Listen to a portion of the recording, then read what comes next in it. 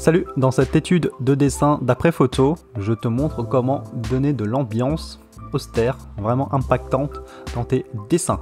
C'est très particulier parce que ça demande de bien comprendre les ombres et vraiment comprendre les couleurs, si tu mets de la couleur comme moi je fais. Et donc c'est parti, dans un premier temps on va voir comment dessiner le personnage, ensuite ça va être particulier, c'est les ombres et comment je modifie la silhouette pour le rendre un petit peu plus impactante. Tu vas voir tout ça et à la fin on va modifier et donner beaucoup plus de couleurs et enrichir vraiment cette ambiance.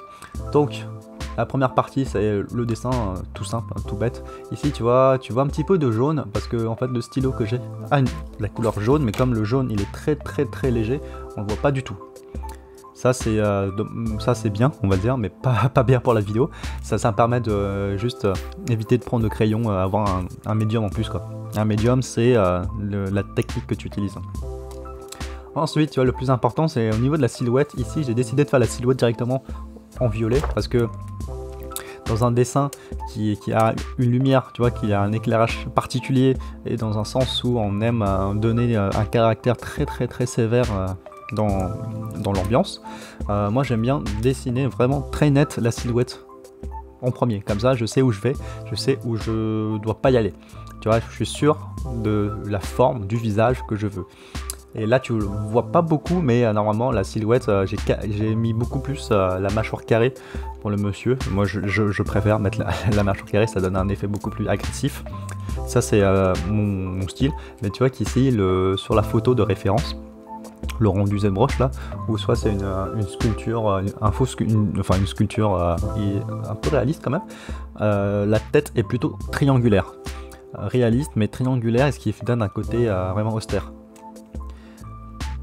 Ensuite quand j'ai fait la silhouette, tu vois, je dessine les ombres en premier, et là je cherche vraiment les grosses masses d'ombre. Et c'est vraiment important, si tu plies bien les yeux, tu peux les voir, les grosses masses, et on dessine la limite entre les masses d'ombre et les zones qui sont dans la lumière. Ça s'appelle séparer la lumière et les ombres. Quand tu sépares bien les deux zones, juste avec un trait au milieu, c'est là que toute la magie s'opère, c'est que tu observes d'une autre manière, tu observes comme un peintre, tu dessines comme un peintre, et le stylo que tu tiens c'est un pinceau, tu fais de la peinture. Et quand tu vois ce genre de choses qui est complètement différent que simple dessinateur, hein, parce que en fait les gens voient le dessin par la BD. Ça c'est un petit peu dommage parce que la BD c'est des raccourcis d'ombre, ce qui fait que beaucoup de gens pensent que les ombres c'est un effet de dégradé ou un effet hyper réaliste de dégradé, mais c'est pas du tout ça. C'est des zones qui s'arrêtent, qui ont un point de départ et qui s'arrêtent. Et donc tu vois ici, en arrêtant les zones, en contournant les zones d'ombre, on crée un effet beaucoup plus qui donne un effet beaucoup plus en profondeur et qui donne beaucoup plus de volume. C'est les ombres, faut vraiment les voir par plan, et donc un plan, c'est-à-dire un plan, une zone a une couleur, une zone a une autre couleur, et donc ainsi de suite. Il n'y a pas de dégradé. Quand tu fais des dégradés, c'est-à-dire que c'est des zones qui sont tout lissées. C'est comme si on avait lissé à la lime quoi le visage. Donc c'est vraiment pas ça. Surtout encore pire sur une personne ou sur un portrait où tu veux créer une ambiance assez austère, assez sévère. Donc il faut vraiment éviter ça.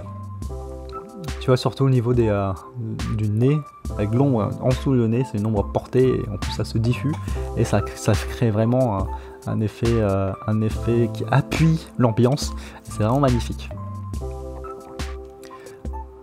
Ici, tu vois, j'y vais beaucoup dans le violet. Le violet, je le détermine comme la valeur la plus foncée de mon dessin, donc je le mets partout, hein. Je le mets partout parce que là, on peut se le permettre.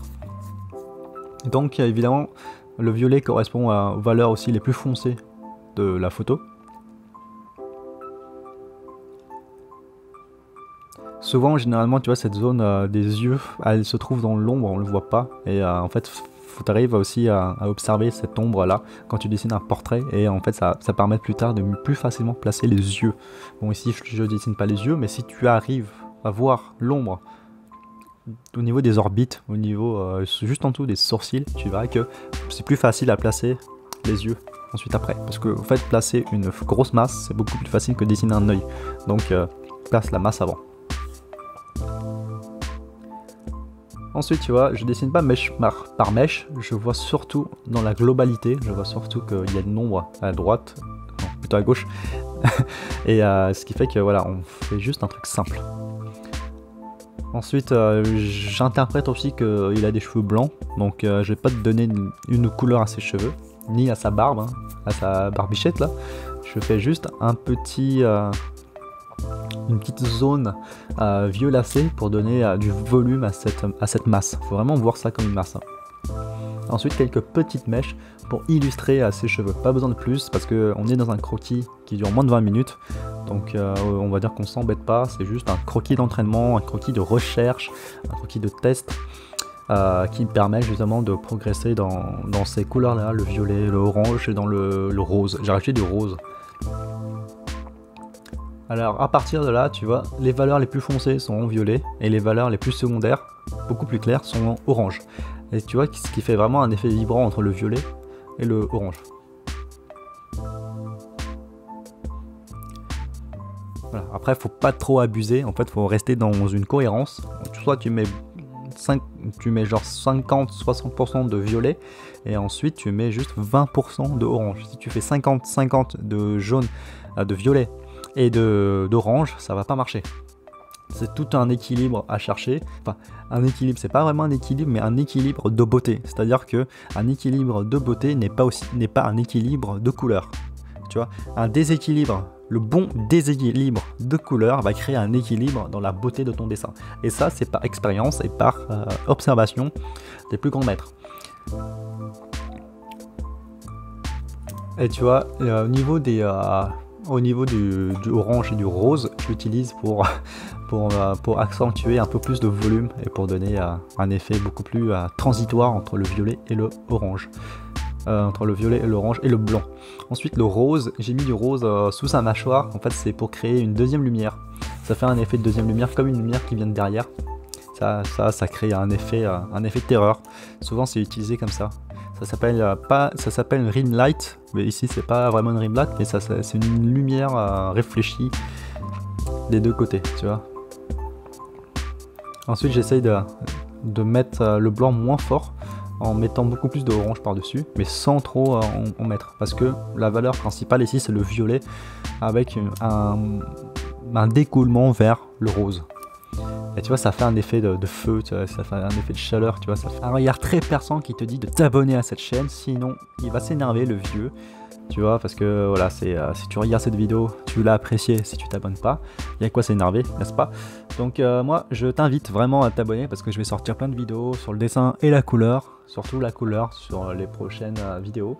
Et voilà, si tu as des questions, n'hésite pas à les mettre en commentaire, je réponds à toutes les questions et c'est un plaisir. Salut, à la prochaine vidéo.